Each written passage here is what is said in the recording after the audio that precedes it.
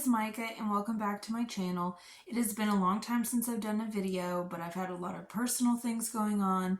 So now I'm kind of settled and I actually have some time to focus on my videos and have the joy to do them. So what we're doing today is I was inspired by a book called Starling House, and I'll put a thumbnail in the corner. It's by Alix Harrow. I read this for spooky season as part of my book of the month, and I loved it, so I decided to do an inspired by video. So what I did is I picked another book by the same author, Alix Harrow, and then I looked on Goodreads and I picked the first book that was on the recommended. You know, they have that list of books like people who enjoyed this book also enjoyed these others. So we're starting off with Starling House. The other book I chose by Alix Harrow was the 10,000 Doors of January, and then the recommended book from Goodreads was A Study in Drowning by Reid. So I had a really good time making this video because the books were just extraordinary. So let's start with the first book that kind of inspired the others, and that is Starling House. So like I said, Starling House, I read it for spooky season. It takes place in Kentucky, a place called Eden, Kentucky. It's a town whose economy is like solely focused on this like power plant. And the way it's described, like anyone who has been to the Midwest or who lives in the Midwest can instantly picture a town just like it, where it's kind of desolate, close-knit, but not in a good way, like trying to keep secrets hidden, keeping things in the community, not welcoming to outsiders, to people who are different. And, you know, just really a desolate place. And yeah, anyone, like for me, like I pictured several towns that I've been to in the Midwest, so definitely that resonates. And we have our main character. Her name is Opal. She's in her late 20s. She is the guardian of her teenage brother Jasper. Their mother died when she was 15 and she took custody of Jasper. They live in a hotel type situation, and they're very poor. Like Opal had to drop out of school to support Jasper. She does this part-time job, and she admits like she steals from the register all the time. Like she does things to get by. You know, she lies all the time. She is definitely a flawed character. Like she's not perfect. She is in survival mode. She talks all the time about how there's a list of what you need and what you want, and how she's just been looking at the need list for, you know, the last 10 years or so. So we have Opal, and she is like, she's struggling. She's trying to do better for her brother, but her life is kind of at a dead end. It's pretty miserable. And then she walks by this house every day. It's called Starling House, and it's like every small town has like this area where it's like haunted. There's some story, there's some history, mysteries there. And she goes there, and one day she accidentally like cuts herself on the gate, and we get the perspective of Arthur Starling. He is the ward, like that's what he refers to himself as, the ward of Starling House. And the house in this book is very much a character, very much like the only one left, except there's a magical element to it. But the house accepts her, like it wants Opal. So Arthur offers her a job as a housekeeper, paying her like way more than a normal housekeeper would be paid. So she goes there, and she starts to have this kind of, romance isn't the right word, but we know that Arthur has feelings for Opal, but he has this like mission. And what his mission is that, like I said, the house is alive, but under the house is like basically hell, and all these like monsters come out, and what he does like every night is he fights these monsters and he kills them. And he's like all scarred up. He talks about how his parents died like this really gruesome, horrible death. And Opal, she kind of wants to be part of this legacy. She doesn't quite understand what it is at first, but the house is doing everything in its power to welcome her. Okay, so the themes of this book are really what make it interesting. Like, first of all, the prose is amazing. The themes are about how these small towns how they can just ignore everything. Like they ignore the power plant and how it's like slowly killing like the environment and people in the town. Like Jasper has horrible asthma. There's all these sort of health issues. Like it's just completely like people ignore it. And it talks about the founding person of the Starling House and how something really horrible happened to her, but the people in the town ignored it because the people doing the horrible things were like the people who were running the town, who were well respected, and about how people in these sort of towns will turn a blind eye to it. Okay, I'm just going to look at my notes real quick. So some other things I really enjoyed, and I'm going to try to make this as spoiler free as I possibly can. Yeah, we talked about the main theme. Oh, one interesting thing that occurs in both this book and the other Alix Harrow book is that it has footnotes. So it's almost like someone's writing a biography about it or like a thesis. So that's something really interesting about it. And it's funny because like Opal will say something and there will be a footnote and it's like Opal was 100% lying at this time. So there's a lot of serious themes like racism, stuff like that. But also there's a little bit of humor, which I like. One thing I also liked is how the author didn't try to make Opal or Arthur like beautiful characters. Like it talks about how they're both not good looking, but in their ugliness is a type of beauty that just fits perfectly together to one another. The writing is beautiful. I gave this 4 stars because the mythology was not like stretched out. It was not played out. It was just confusing. Like I needed more background information on it for sure. And also the ending was confusing. Like I really can't tell you what happened. Like, yeah, I was just confused. So I loved the prose. I loved the themes. But the ending just needs some work. But this is an excellent book. This is 4 stars. So that's Starling House. So now we are going to move on to the 10,000 Doors of January. And this was actually written before Starling House. So this is also by Alix Harrow. So our main character is January. She is the ward of this guy named Mr. Locke. And this takes place like in the early 1900s, like pre-World War I. I think like 1910, 1911, like even before Titanic, I think. So Mr. Locke is part of this, how archaeological societies were really big at that time, going around, a bunch of wealthy white men going around and taking the treasures of other people, claiming that they weren't responsible enough to look after their own stuff. Like, it's that sort of vibe. So how it works is January's father goes around and finds these items from Mr. Locke in his society, and in turn Mr. Locke basically raises January as his own daughter because her father is not there at all. And one important thing in the book is that January and her father, they are not white. They are not white.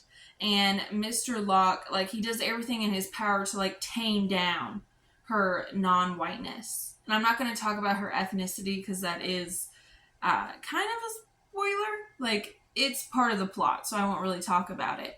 But he tries to do everything to show everyone that he's like tamed the wild savage type of thing. Like, he puts her on display, like for her birthday every year, he makes her get dressed up, and he's always like, you have to do your hair like this, which, we see in a lot of media how, women of color, their hair is often under attack. So we get that element, how she is put on display for everything. And then when she's 16 or 17, her father disappears, and he is presumed dead, and she is heartbroken, obviously. And she finds this book in one of the trunks that Mr. Locke has. And it's kind of similar to in the Starling House, where it's like footnotes and a story. And she finds out about this girl from Kentucky who was able to open doors to other worlds. And January is interested because when she was like 6 or 7, she went to Kentucky with Mr. Locke, and she opened this door that was in a random field, and it opened into another world. But before she could fully go through it, Mr. Locke burned it. So she is made aware of these abilities to go between worlds. She talks to Mr. Locke about this, and he throws her in an insane asylum, but not because he thinks she's crazy, but because him and his archaeological society, their job is to like hunt down these doors. And that was kind of a spoiler, but there's a lot more to it than that. So I'll just keep it at that. A little bit of a spoiler, but not a major one. So basically, and the idea that she's like any woman that contradicts a man in that time thrown in a sane asylum, like sorcery of thorns had that same thing, and that was a plight that women at that time had to deal with. That if they were defiant towards their fathers, their husbands, or whoever was really in charge of them, that was something that could happen. But it's really a very interesting concept how it deals with racism and someone trying to, take cultures and make them, whitewash them, make them proper and, more pristine, and that whole like movement, colonialism, imperialism, and all that. So the themes of this are very rich as well. There's a cute little romance between January and like the grocery store's son. Very cute, very innocent. Not at all like the romance in Starling House. And something that I really, really liked about this book was just like the imagery again. I liked how just like in Starling House it had those like deep, dark themes.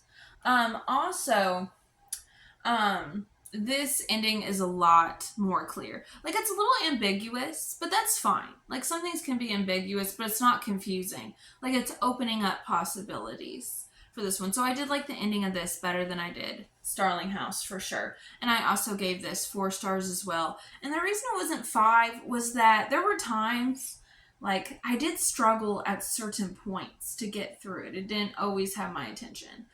So both this and Starling House were 4 stars. So both of these beautifully written with amazing complex themes. They both have the footnote thing, which I like. They both take place in Kentucky. The ending in the 10,000 Doors of January was a lot better. Alix Harrow obviously likes these ambiguous endings, which that's fair. And she's definitely an auto-buy author for me. All right, so then we have our last book, which is A Study in Drowning by Ava Reid. So we have Effie. She is our main character. She is an architecture student, but she doesn't want to be. She wants to be a literature student, but in this like magical world, she is not allowed to be a literature student. Only men are allowed to, which is very interesting to me because when we think in our society, like literature is like was seen as a womanly pursuit, but in this it's switched. She lives in a country that is at war with a bordering country. They've been at war basically on and off for centuries, and their main town is divided straight in half. Like half of it belongs to her country and half of it belongs to the other country. There's a lot of stereotypes about the people from the other country and, a lot of hate, animosity, and you can draw real world parallels to that. I'm not going to get into that discussion here, but it's kind of obvious what the author was referencing. So basically, she gets this chance to redesign the estate of her favorite author. He's like their country's national author. His work is like famous. But he recently died, like, I think less than a year ago. And she gets this chance to redesign his manor. She enters this contest and she wins. And she's pretty desperate to get away from the university.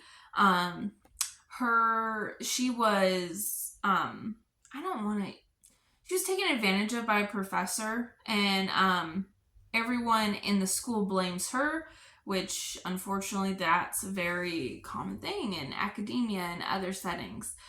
Because she's 18, but he's like a 45-year-old man. He took advantage of his power over her, but everyone blames her. So everyone around the school is calling her like a slut or a whore.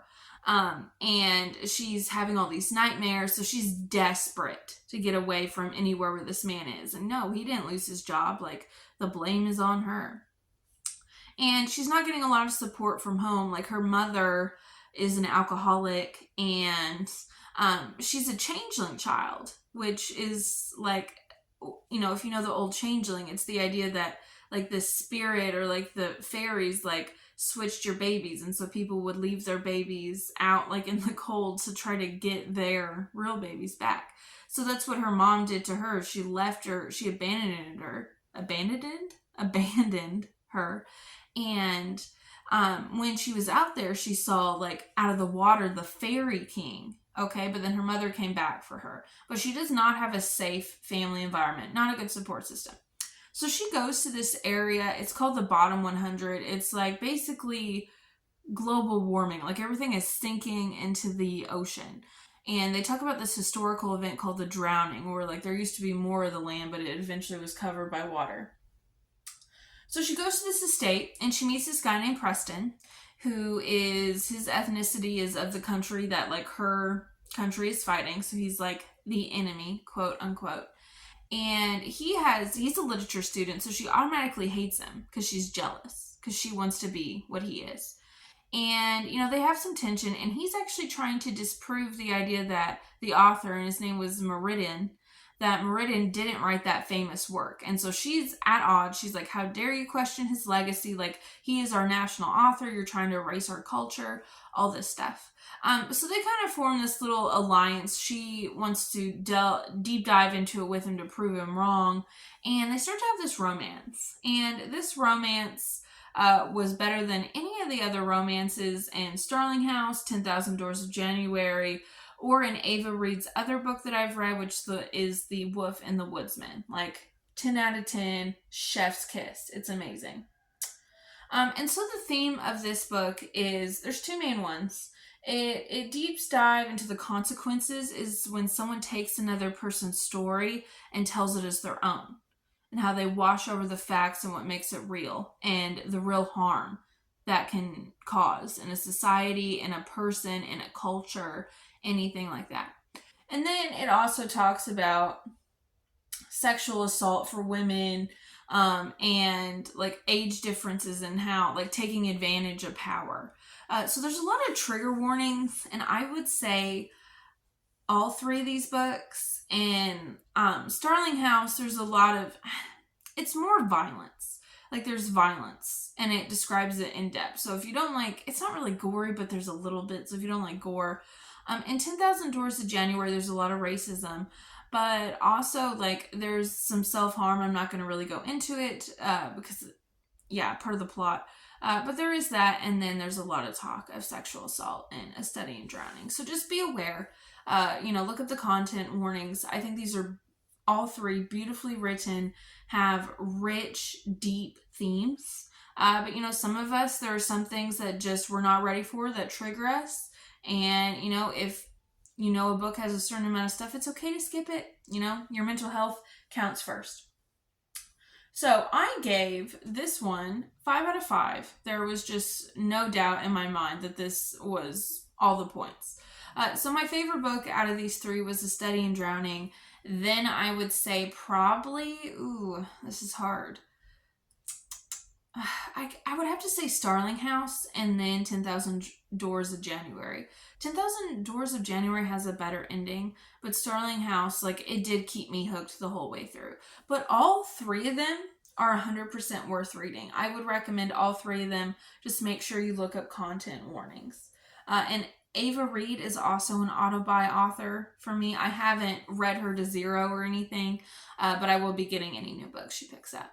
So this is my Inspired by Starling House video. I hope you enjoyed it. And please pick up any two or all three of these books and enjoy them for yourself. But like I said, let's look up some content warnings. All right. Have a happy new year, everyone.